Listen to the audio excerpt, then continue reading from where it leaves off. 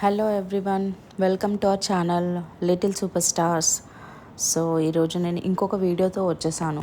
So ఈరోజు ఈ వీడియోలో మనం healthy tasty and easy dry fruit laddu ఎలా చేసుకోవాలో చూపిస్తాను. సో దీనికోసం నేను నా దగ్గర ఉన్న డ్రై ఫ్రూట్స్ అన్నీ తీసుకున్నాను. సో నా దగ్గర కాజు, బాదాం, అంజీర్, డేట్స్ ఉన్నాయి. సో ఫస్ట్ వీటినన్నిటిని చిన్న చిన్న పీసెస్గా కట్ చేసుకొని పెట్టుకోవాలి.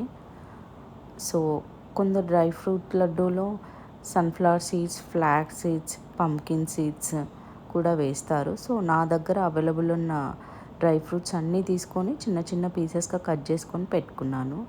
సో చిన్న చిన్న పీసెస్గా కట్ చేసుకోవడానికి రీజన్ ఏంటంటే లడ్డు చేసేటప్పుడు పీసెస్ పెద్దగా ఉంటే లడ్డు కాదు. సో దానికోసం మనం అన్ని డ్రై ఫ్రూట్స్ అన్నీ చిన్న చిన్నగా కట్ చేసుకొని పెట్టుకొని సో 1 బై 1 నెయ్యి వేసుకొని వేయించుకోవాలి. సో అన్నీ సపరేట్గా వేయించుకోవాలి. సో అన్నీ ఒకటేసారి వేయిస్తే కాజు అనేది ఈ తొందరగా వేగుతుంది కాబట్టి మాడిపోతుంది. సో అన్నీ 1 బై 1 సపరేట్గా వేయించుకోవాలి. సో ఇక్కడ మీరు చూస్తే నేను ఫస్ట్ ఒక 2 టేబుల్ స్పూన్ ఆఫ్ నెయ్యి వేసి చిన్న పీసెస్గా కట్ చేసుకున్న కాజుని ఫ్రై చేసుకుంటున్నాను. సో ఇక్కడ చూసే కాజు ఆల్మోస్ట్ బ్రౌన్ కలర్లో వచ్చేసింది. సో దాన్ని తీసుకొని కొంచెం నెయ్యి తక్కువ అనిపించింది, మళ్ళీ కొంచెం నెయ్యి వేసి బాదం వేస్తున్నాను.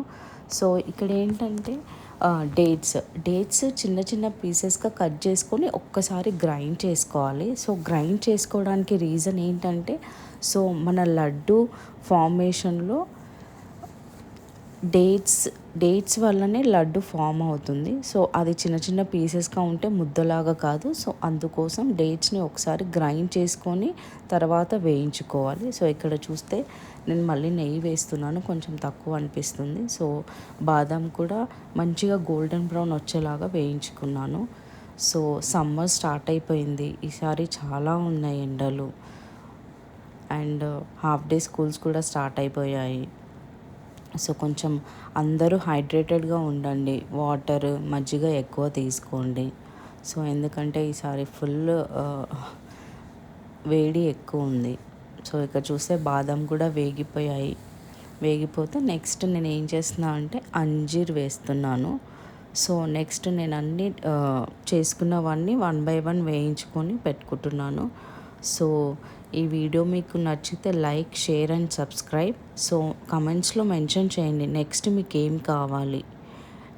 సో కమెంట్స్ బట్టి నెక్స్ట్ ఏం వీడియో చేయాలో చెప్తాను. సో దీని ప్రాసెస్ అంతా చూసేయండి.